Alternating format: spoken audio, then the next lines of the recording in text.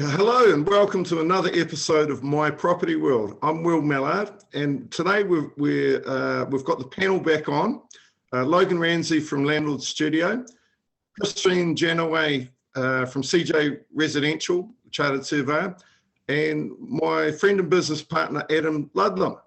Adam's a portfolio landlord with more than 25 years experience, and you're very welcome, Adam. Oh, thanks for the invite, Will. Interesting to meet with you guys today and to see what's going on in the world. Yeah, appreciate you coming on. It's going to be exciting. So Logan, do you want to just do the 10-second plug on Landlord Studio and maybe include the website for the UK listeners? Yeah, for sure. So Landlord Studio is a rental property accounting and management solution for do-it-yourself landlords. And we help landlords stay organized and become professional rental property owners through our software. You can visit us at landlordstudio.co.uk. And if you have any questions, feel free to reach out to us as well. Very good. And you're over 30,000 properties on the system now? Over 30,000 properties, yep. So got a lot of insights and a lot of interesting questions that come up. And I guess that's the context of today's panel that I would like to discuss as well, particularly around the EPC, which is these proposed upcoming legislation changes, which a lot of our users have asked questions about and wanting to know a bit more information about what's coming up. And I think this is like there's a wider theme beyond EPCs in terms of there's just so much going on. To be a landlord, you really have to think about it like a business. And if you don't, I think the long story short, you're going to be left behind. You're going to be in trouble. You'll make less money, and you potentially could get into a bit of trouble with the authorities. Now, Christine, do you want to do your own quick intro so the people know who you are? Most of the listeners would have come across Christine before on the other shows she's been on, but Christine, quick intro for the other shows. You make it sound like, Strictly and well, anyway, never mind. She's famous. You're the only one of us good enough to be on Strictly. It's not me, definitely not me. Okay, so my name's Christine Janaway. I'm a fellow of the RICS. I've been a chartered surveyor. Well, I qualified back in 1989 in the olden days. And all my career, I've dealt predominantly with leases, commercial leases and residential leases, long leases, short leases, ASTs. I own a lettings business that operates across the North Cotswolds. And I'm also an investor, residential and commercial, and focusing more these days on social and supported care type accommodation. So that's me. Yep. Adam, do you want to give you get a minute because you're the guest panelist. So. Okay, but I'm not selling anything, Will. Okay, my name's Adam.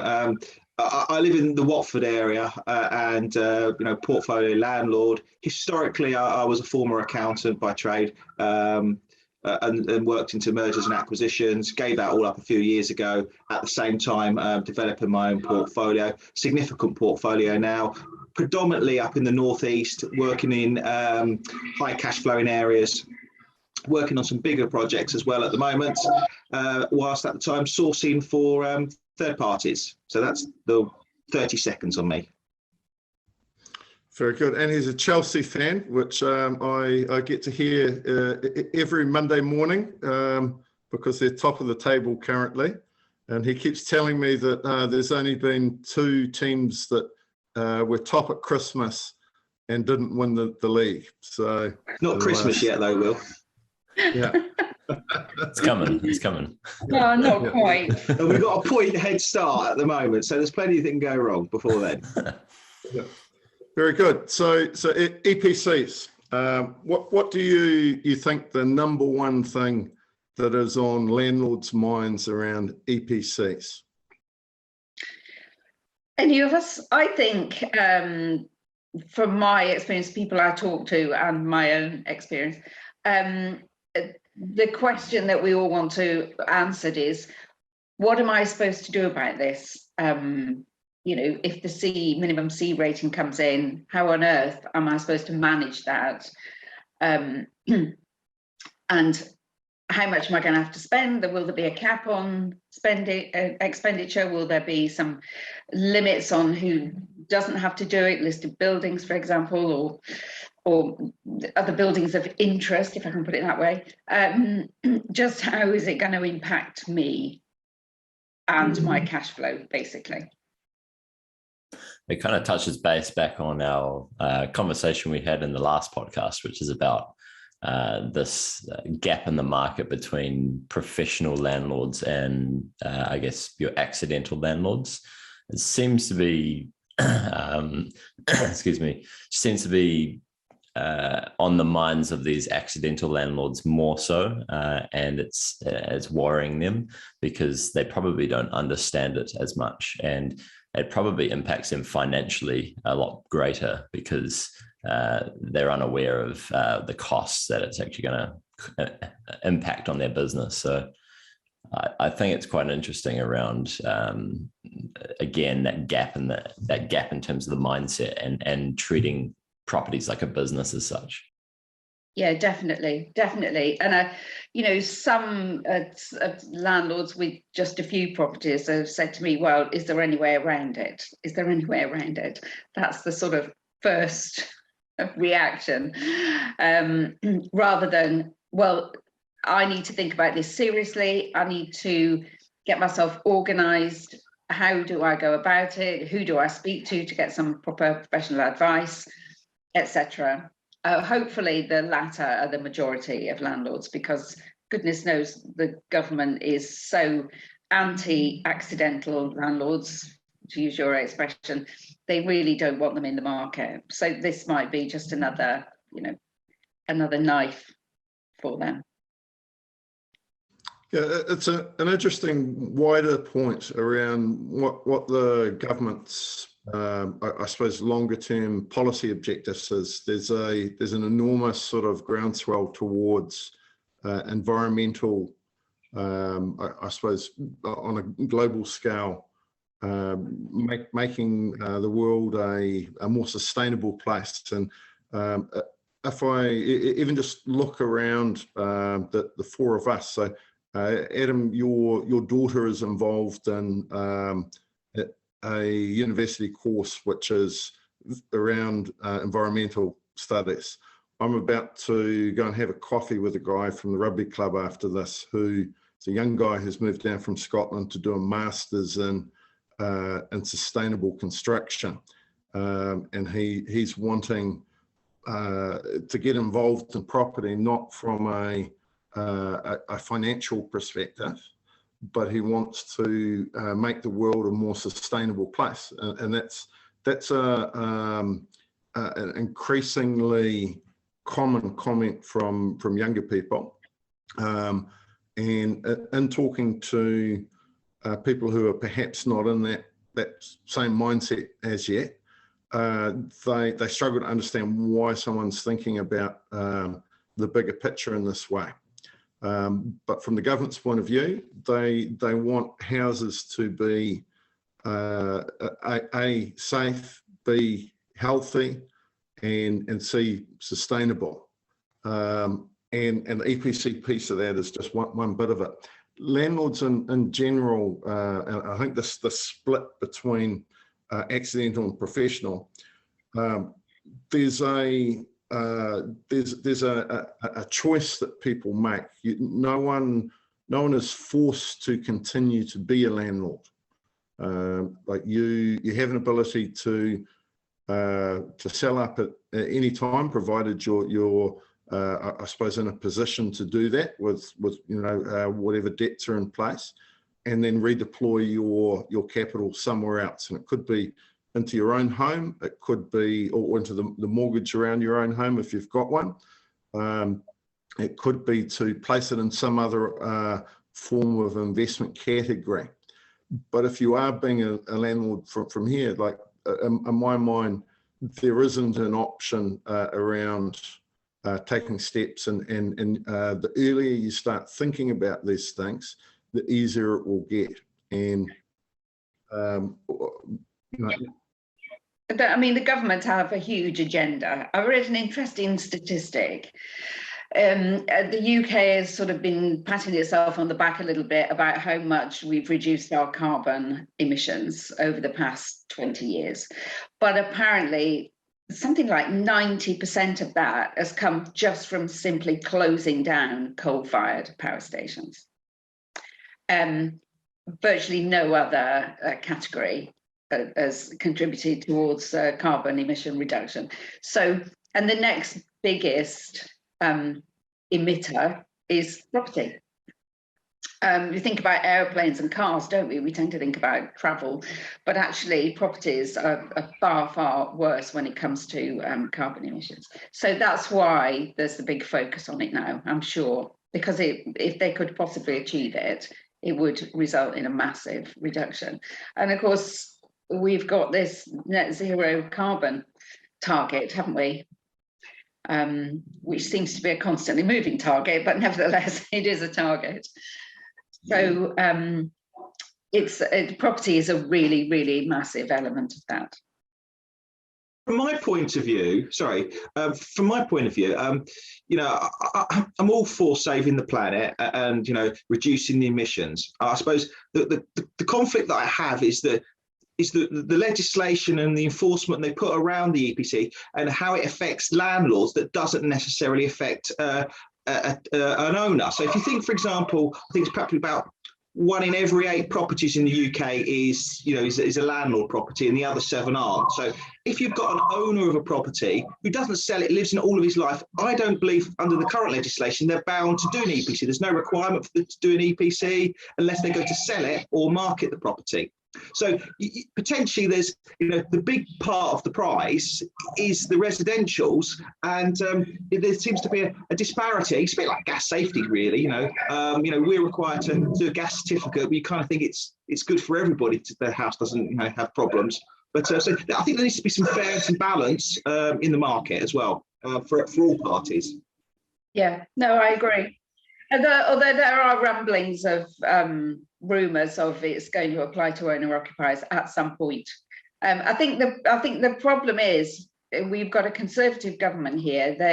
They're very much skewed towards owner occupation, and I think if they took that step to saying, well, owner-occupiers have to get gas safety, they have to do an EICR, they have to reduce, they have to improve their EPC rating. They have to get an EPC and then improve it up to a minimum standard.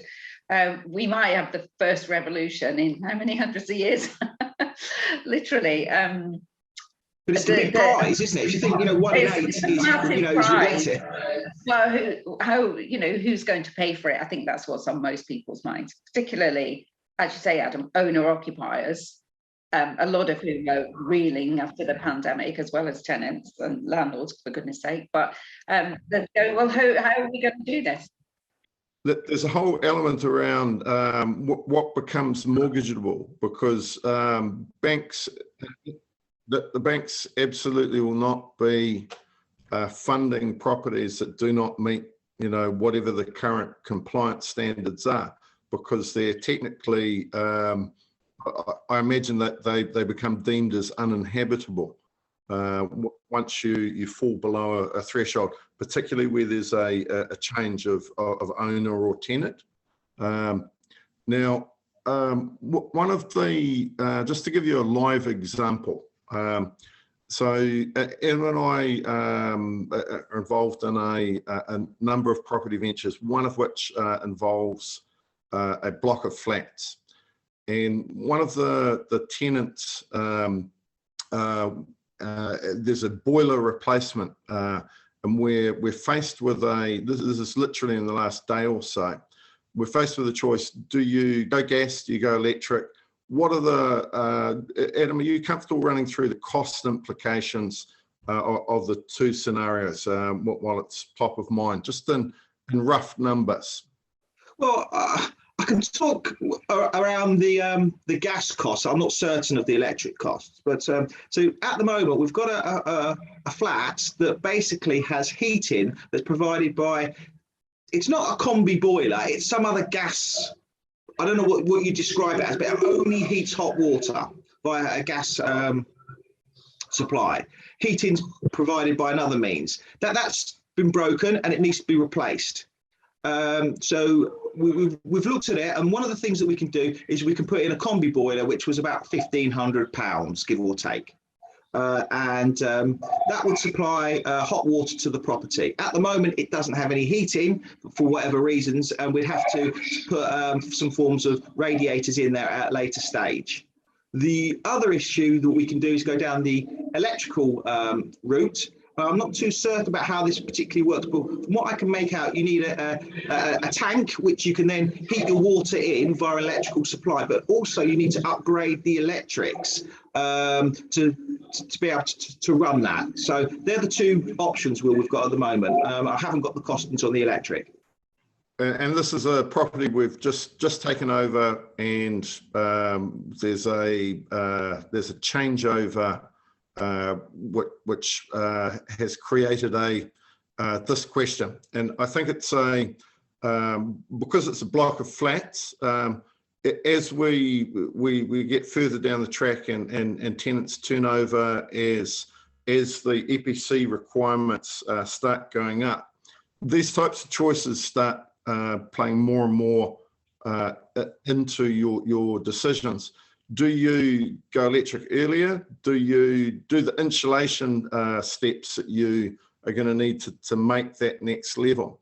How early do you do that? At what point does it become uneconomic to do that within that property? Now, we've got an advantage in that we're involved in, I suppose, multi-unit properties where there's an ability to continue to get income off others, but where a landlord has one property, and the vast majority of UK landlords have their house and they have one rental property, and certainly I don't have an exact figure, but I'm almost certain that 90% would have less than 5. Christine, I don't know if you've seen any stats. Yeah, I think that's about the right statistic, actually. Yeah. And not taking away from Adam's point that there's a much wider market outside of the private rental sector. The council, now we won't name the council, but Christine and I were looking at a council-owned residential portfolio where they had approximately 4,000 properties. Now, what was the maintenance budget for the current year as published on? The beauty of a publicly owned property is that everything is open for you to see. They had an asset management plan in place, which is good, but they had a budget for those properties of about £5 million. Over 4,000 properties. Now, that would barely get your gas safety and a bit of reactive maintenance done. So there's no money in there for improvements, for improving insulation values, putting in new kitchens, new bathrooms, whatever's needed. There's just nothing in the budget for that at all, presumably because they simply do not have the money. So this kind of presents a bit of an issue in the market where if the properties are going to cost too much to bring up to standard for EPC, that the landlords need to source financing for it. And if the banks are not going to finance it and they can't get the financing anywhere else, then they're going to be forced to sell them, which means that there's going to be a lot of property on the market as well, which potentially may increase the supply. Is that kind of where you see this heading?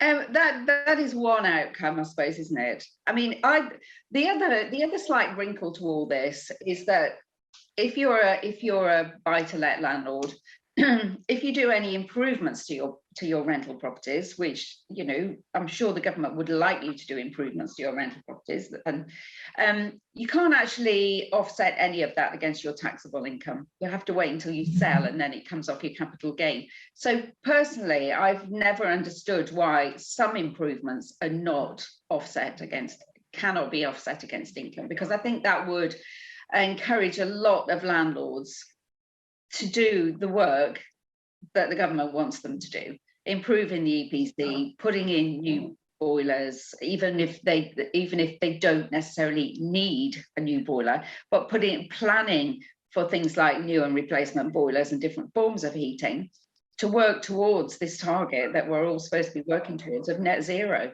And if there was some capital expenditure that could be offset against annual income, I think that would put a big, you know, kick up the I wasn't going to say that, no. I think that would get a lot of encouragement. Enhance the process. I think that would massively encourage landlords to actually take some proactive steps towards improving things. Yeah. So if you're providing any advice for landlords that are faced with this, what would you suggest to them around areas that they should start looking at or things they should start preparing for? Well, you can only look at what's proposed at the moment and try and work to that. I mean, an example, a few years ago, it was obvious that the EICR regime was going to come in, and and sure enough, it did. And those certificates are valid for 5 years. So we made sure that our clients, this issue was flagged up to them quite early. This is going to come in. They've talked about it so much, they're now taking steps. This is going to come in. So we got them on the front foot, and we had the inspections done and then the certificates done. Now, a lot of people were on the back foot with that, and everybody was running around at the last minute looking for electricians, which were like gold dust. Okay, couldn't get one for love nor money. So, but what's going to happen is now in 5 years' time, we'll be in exactly the same position. 5 years from that date, be in exactly the same position. Electricians will be at a premium, etc. Whereas hopefully our clients, they had a year's running, so they were phased in, and we'll be looking for our electricians a year early than other people. So, you know, that's to our advantage. And I think we start early, see the writing on the wall and get yourself organised. That would be my advice. So have the EPCs done on your properties if you don't have them already.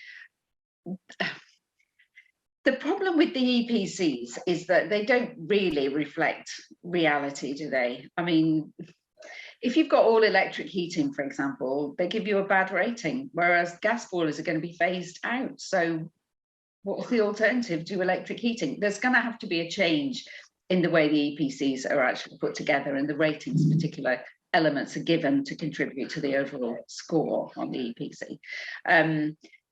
But maybe get the EPC, see what they recommend, which I always find a little bit dubious, and then go to someone who really knows what they're talking about how you can improve the rating of your building in the most cost-effective manner, because there's always a balance between what you can achieve and how much it costs.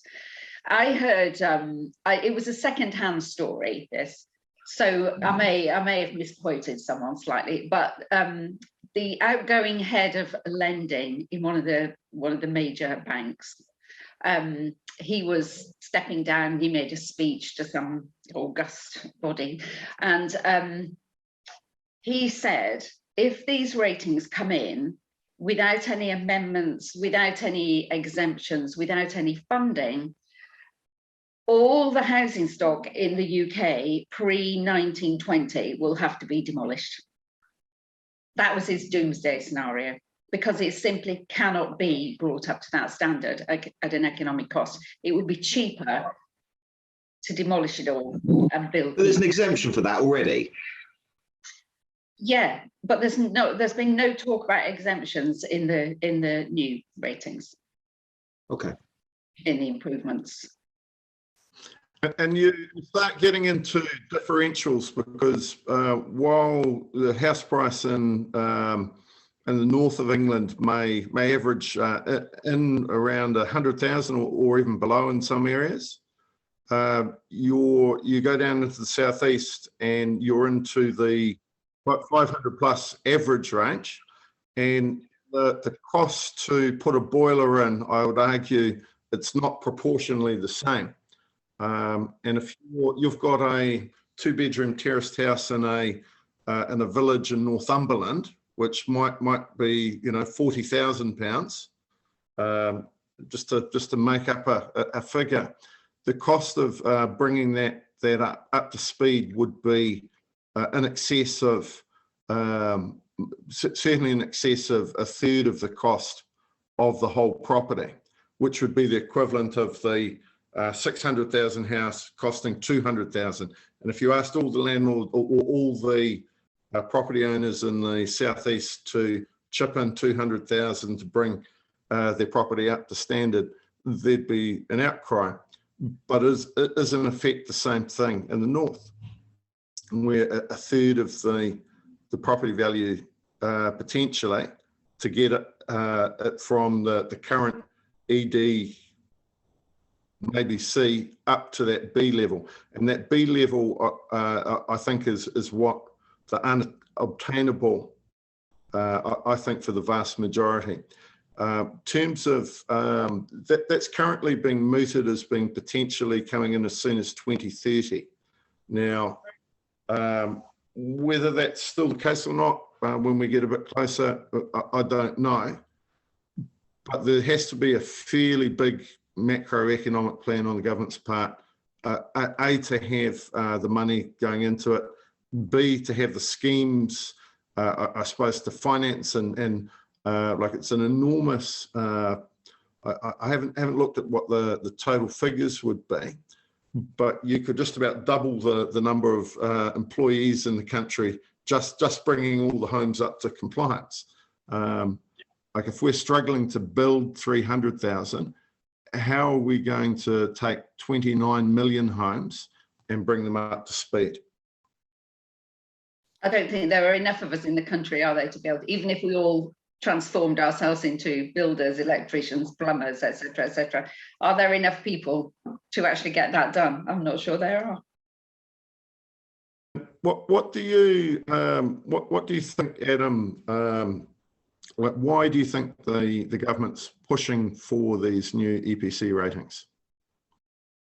I suppose that it's the right thing to do. Yeah, everybody wants to, save energy. Yeah, and it helps the people who own the properties because obviously they get the reduced cost, helps the environment. It's a win-win for everyone. It's the right thing to do.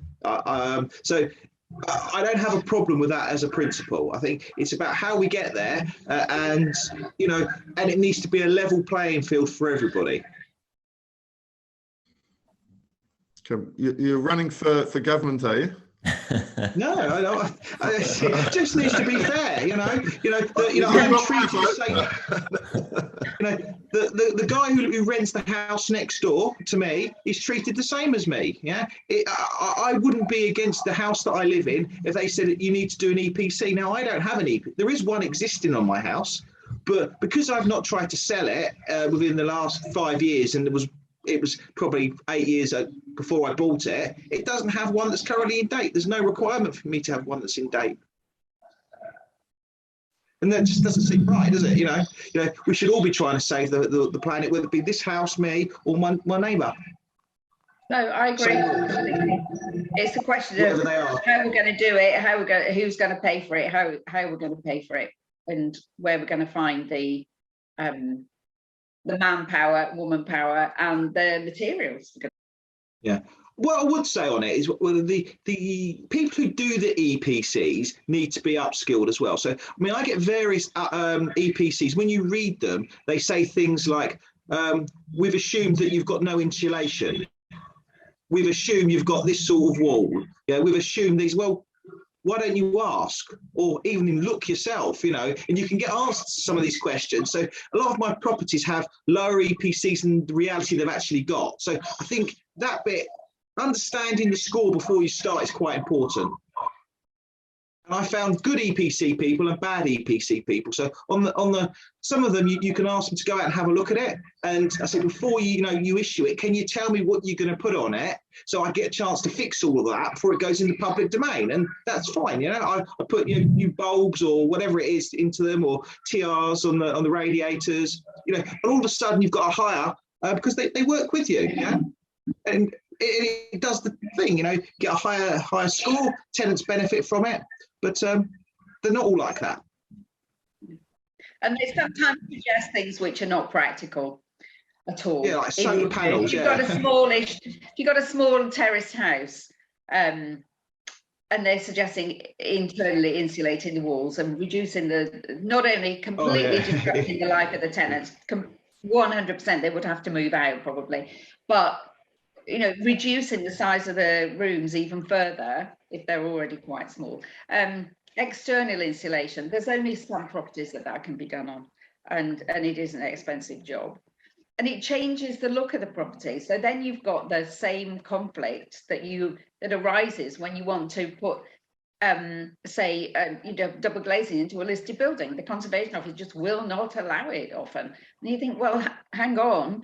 You know, I know it looks beautiful, these steel Critor windows with the thin glass, but actually the heat's going straight out of there. So why can't I put some sort of energy improvement in there? But they won't have it. I mean, I've got an example of a client with flats in Bristol. I lived in Bristol for many years, so I know it very well. Big Georgian house converted into apartments, but it's in a conservation area. They've got the old timber sash single glazed windows. This is one of the flats is on the 3rd floor. You can't even really see the windows from the ground. You know, they're so high up. The conservation area will not allow a double glazed sliding sash replacement window because it's in aluminium. Even though it looks like wood from a distance, it looks identical in style to the original. They will not have it. Who actually enforces madness. the EPC requirements? Are they local councils or? Well, that's a good question. We have a lot of regulation in this country about all sorts of things, but not much enforcement seems to be going on about a lot of them. I buy properties and there's no EPC, and quite often what happens is they say, oh, it's being instructed. So I make the decision before to buy it. I get nearly all the way through conveyancing, and right at the end, I've incurred all my costs, I've had the mortgage done, they give me a copy of the EPC, which is meant to be in advance before you can make a decision. Of course I buy it because, you know, it's spent all the money, haven't I? Yeah. And you've looked at it and you know what you need to do, so you don't really care that much, do you, about the EPC, to be honest? No, you know, I've never had one tenant ever ask me about the EPC. They don't care either. It's the irony. So it's interesting. As a landlord, your EPCs are part of the buying decision. It's linked into your financing requirements. At what point do you think it will, if it ever, it will become a factor in a rental decision from a tenant's perspective? I think tenants are much more interested at the moment in location, quality of accommodation, and the price that they pay. Yeah, you know, if you think, you know, if for example their rent, I don't know, is £900 a month, and their gas and electric bill is £100 a month, or whatever it is, you know, the difference between, you know, an energy efficient property and a non-energy efficient property, you know, might add another £20 or £30 onto their gas or electric bill. It doesn't make the same difference as the price on the rent. You know. They're interested in what a property costs them to live in. Yeah, and I think if you offered a tenant two ostensibly identical properties, but one was what you might call normal, and that was, like you say, £900 a month, and you say, oh, you could have this amazing energy efficient house, but it's £1,100 a month, they'd go, I'll take the 900, thank you.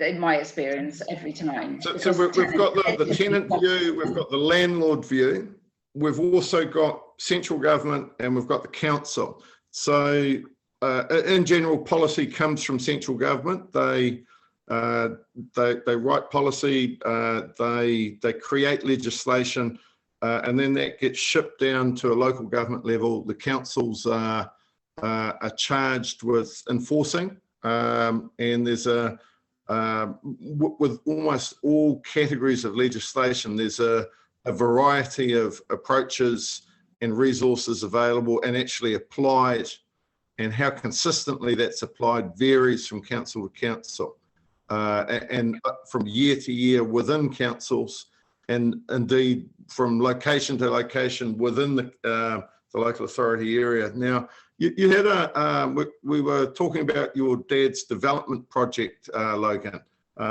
He was working on in Cornwall. Do you want to just, I think that's an element that might be worth exploring a little bit. Do you want to fill us in on that? Yeah, so this was actually one of my colleagues' dads, actually. So he is currently doing a development down there. And I think the question was more around the enforcing of EPC and figuring out who actually enforces it, because from his perspective, is it local councils, is it government, central government, is it et cetera, et cetera. And he's wondering how the property needs to fit in local aesthetics, as in how can he fit within the new band and still achieve the same sort of build quality, etc. So I guess it was just a question of, who is enforcing this, these proposed changes in the EPC, and how is it going to affect him specifically?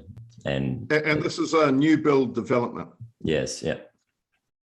Yeah, and this is kind of so you've got this going on in the background at a macroeconomic level as well. There's not enough houses. Like you open the paper, there's something that is pointing towards, we're in the middle of a housing crisis, which has been going on for a number of years now.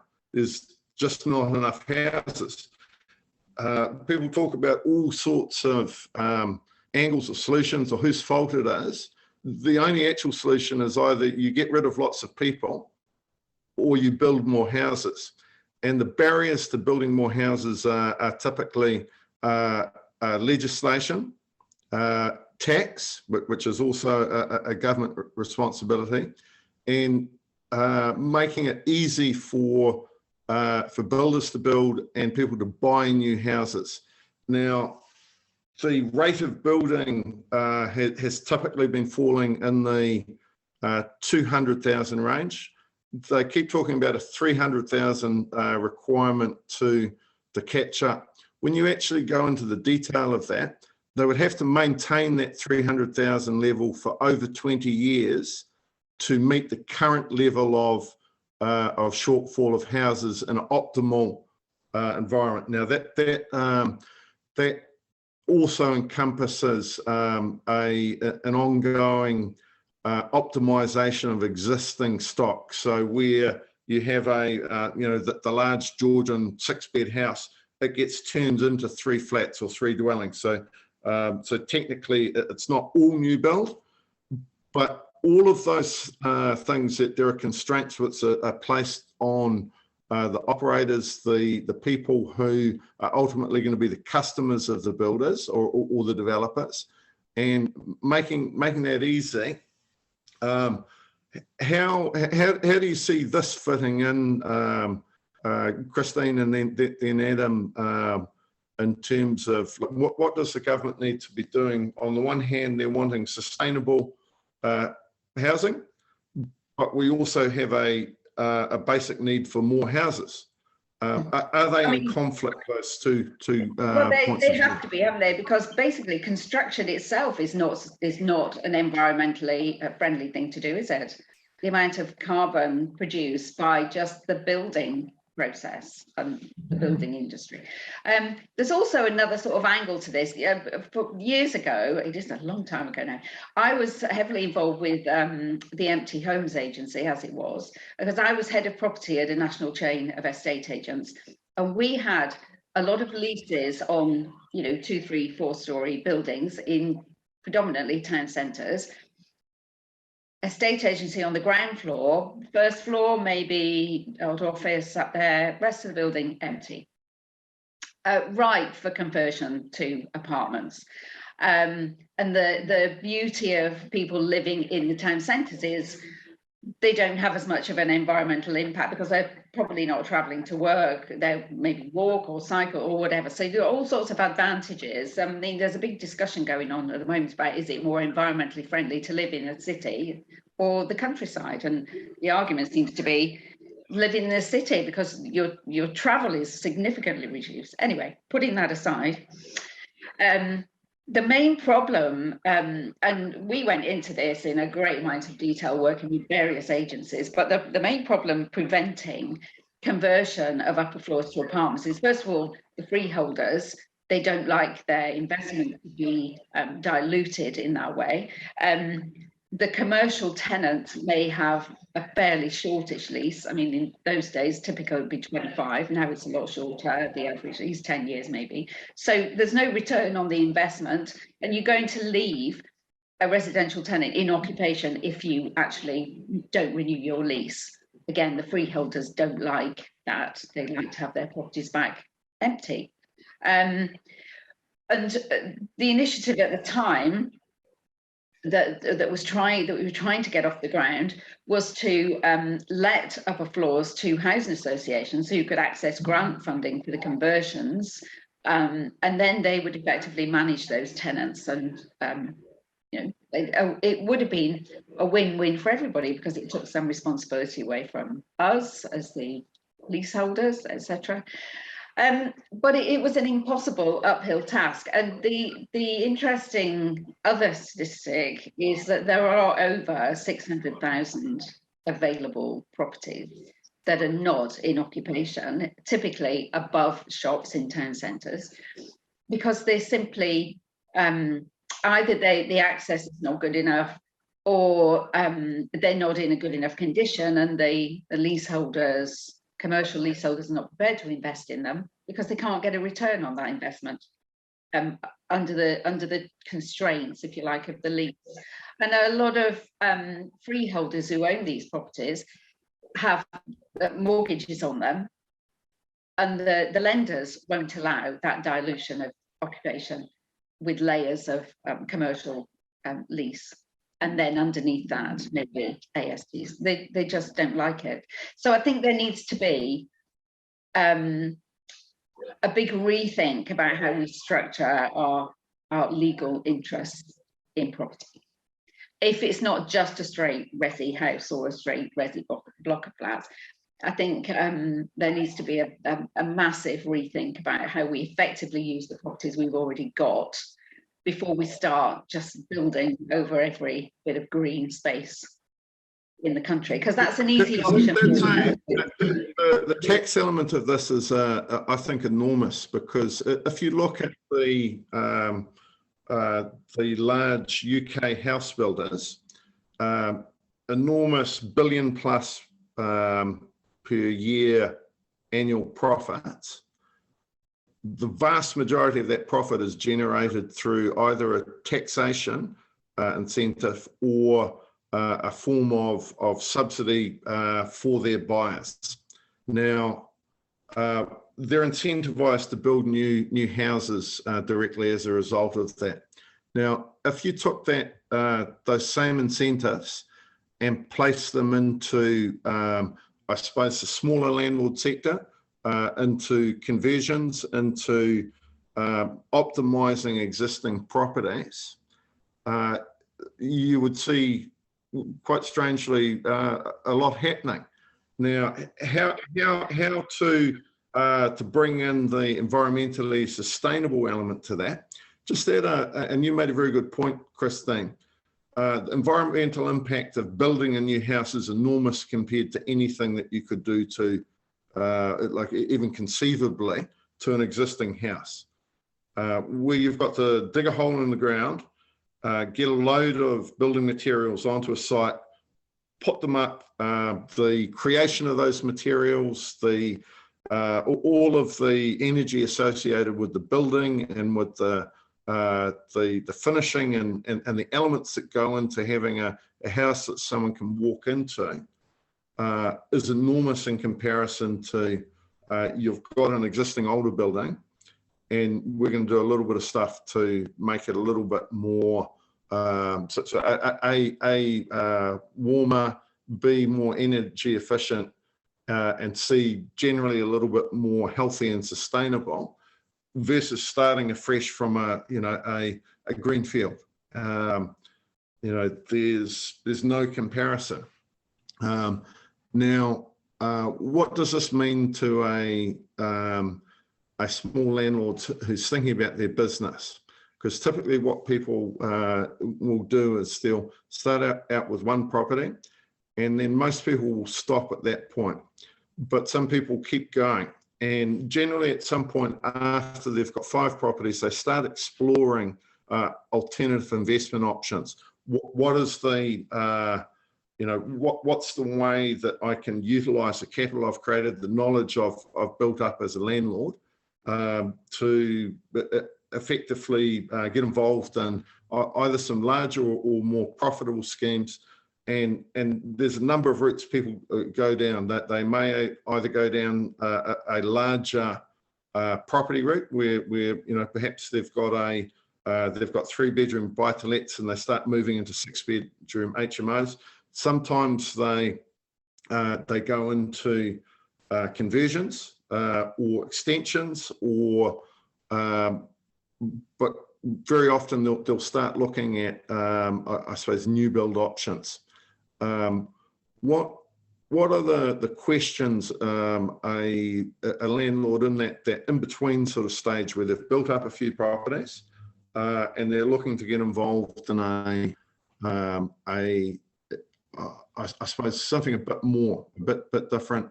What would be the questions they'd be asking in your mind, Adam? What would be some good questions a landlord? Okay. So what I would say is that the energy rating on it wouldn't be near the top. Yeah.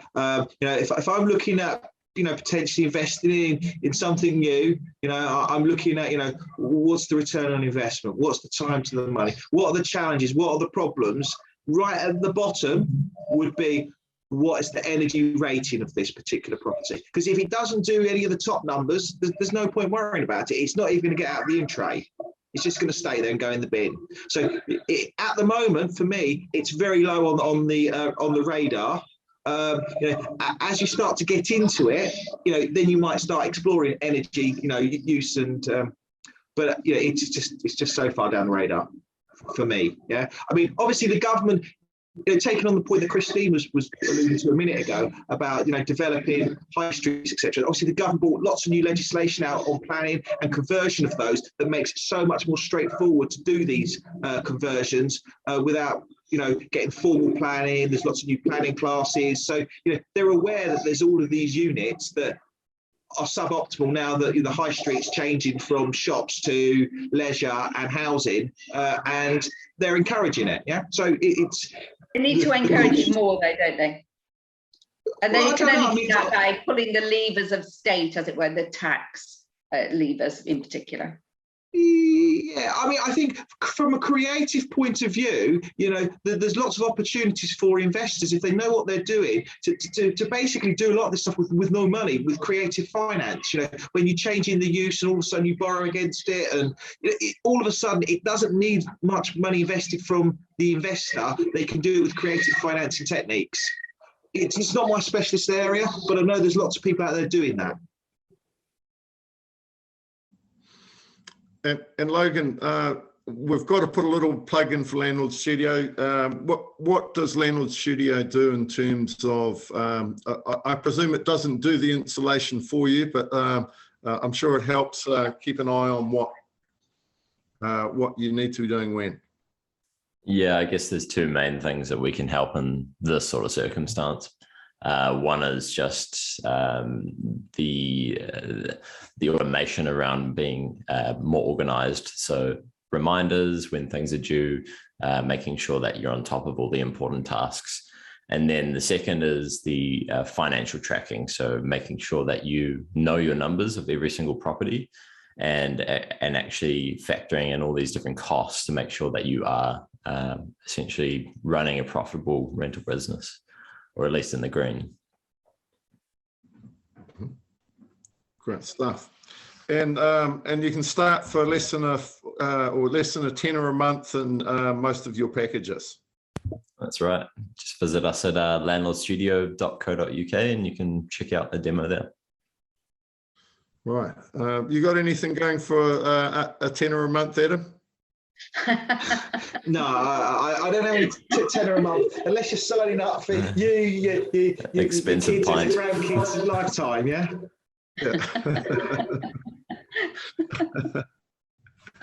Very good. Well, so Christine Janaway, Adam Ludlam, Logan Ransley, you're very welcome. This is another episode of My Property World panel. So thanks again, guys. Just closing comments as we round off. Maybe start with you, Logan. Really interesting, actually. I think this legislation is very unexplored in terms of what people know and what people need to do. So interesting comments from everyone on the panel today. So appreciate it. Okay, very good. Christine? I think just if you're a small portfolio landlord, then you really need to just start exploring this. Don't just close your eyes and pretend it's not really going to happen to you. Plan. That would be my advice. Yeah, on a similar theme, I'll be checking my EPC certificates with them. I mean, I do have them all listed with dates, etc., and when they expire. I suppose the key thing is pull out the EPCs if you're worried about a property, because I'm not sure if they do it on all of them, but certainly on some of them, that they actually list down the improvements and the scores that they can take you to. And some of them are quite cheap, yeah? You know, just putting in new light bulbs might cost you 50 quid, but you can get another 2 points or something. So have a look at what's being suggested on the current EPCs and see if there's any easy wins. So I'm not aware of anyone holding a gun to a landlord's head and saying you must continue to be a landlord. If this stuff is too hard, you don't want to touch it, then you need to put your hand up and make that call. It's time to move on. I think that's an option people don't talk about enough, and they end up only doing it when they have to.